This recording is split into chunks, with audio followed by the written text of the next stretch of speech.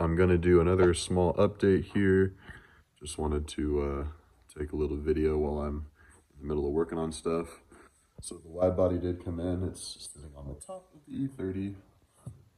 It looks okay. There's cracking in some spots, but it's whatever.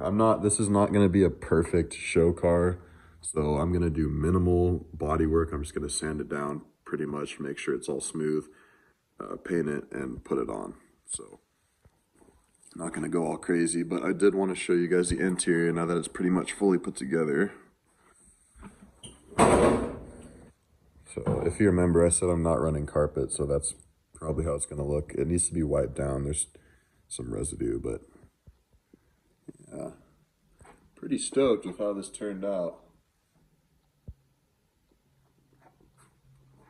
So if you can remember, I was gonna go with the E46 sport seats, but those were sitting too high, so I found some black comforts and dyed them cardinal red. And then that's an original cardinal red bottom, and then the back, this used to be, what's it called, ox blood, because I had a cardinal red back, but it was torn a bunch, so I found an ox blood and dyed that cardinal red. So I think it all matches pretty well. And then all my door cards are original cardinal. But yeah, I'm really stoked. This looks amazing in my opinion.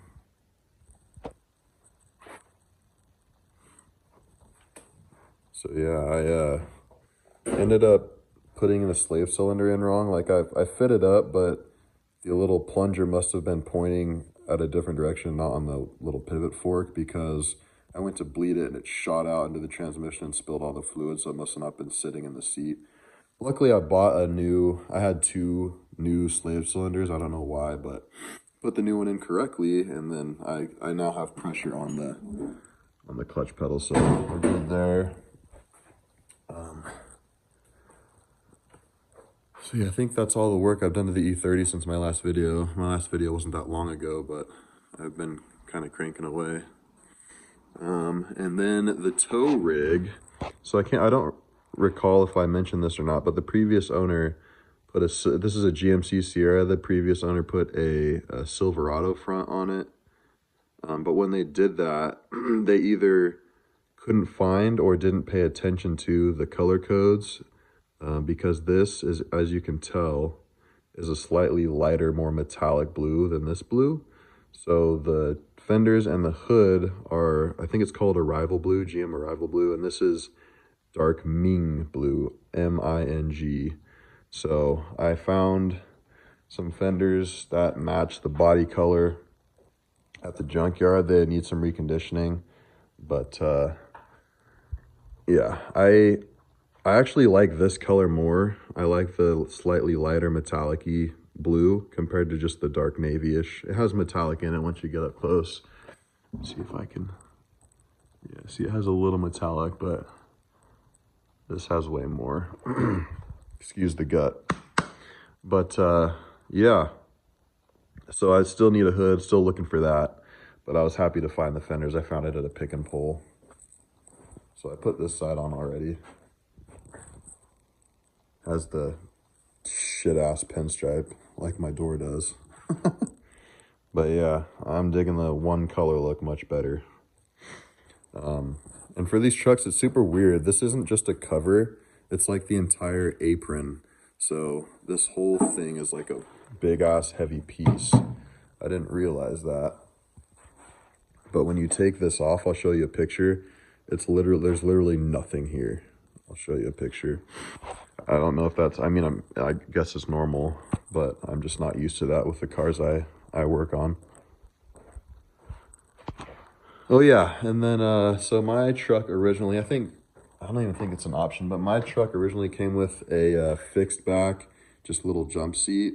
So this doesn't move. It's just in a fixed position, no center console. So I looked around and found an 04 Silverado that had the center console drop down. So I picked that up, cleaned it up, and now I have a center console and I can rest my arm. The main reason I got it was because I don't even know why a vehicle wouldn't have it, but I don't like using, I'm like having my hand like resting here while I'm driving or up here, and it was pissing me off. So I really just bought this to have a spot to put my arm while I'm driving. But it's nice to have the center console storage too. So I just got done doing that. It was actually a lot simpler than I thought. Just 4 bolts on each side. Take the seats up, and this is held down by the seat bolts, so that just comes out after you take the seats out. It's pretty simple. What else can I show you? Oh yeah, so my towing setup came. I know most of you guys probably don't give a shit, but I got some heavy duty shit right here. So it's all Kurt. This is a 17,000 pound little hitch. And then it's got the 10,000 pound ball. And then I've got the class 4 hitch receiver in this box. So the frame is definitely going to fail before any towing components fail.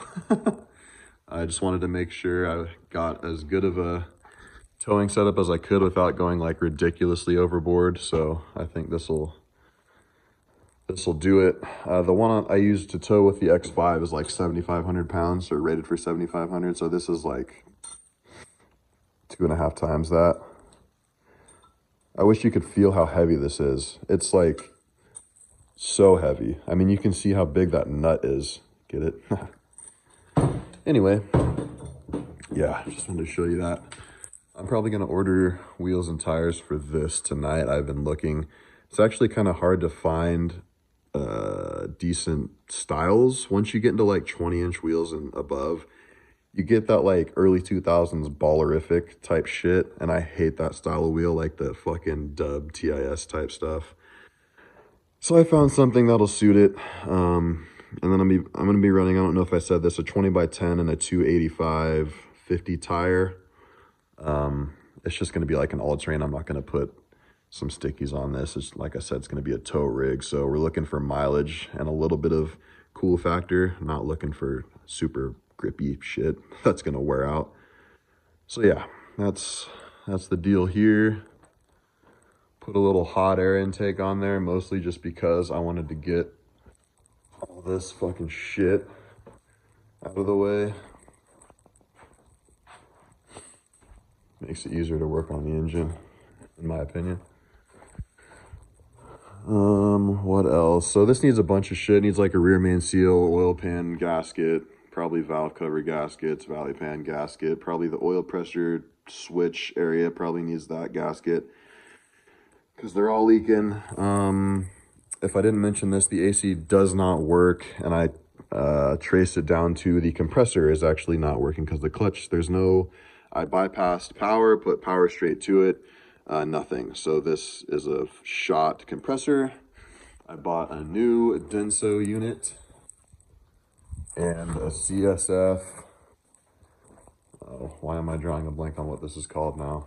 Condenser, new dryer, and a AC servicing kit. So I'm going to get that in there because not having AC is not an option for me. I've had heat stroke 2 or 3 times.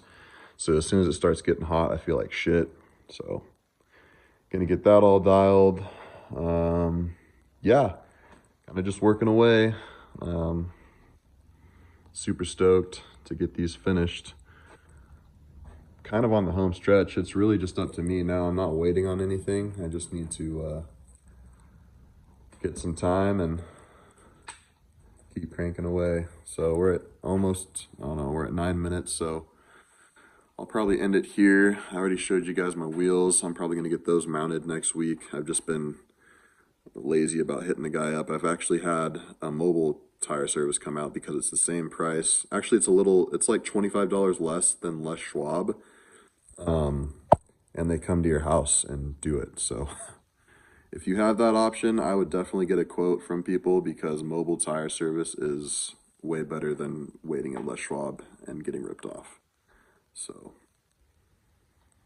yeah, appreciate you watching. Let me know if you have any questions or comments.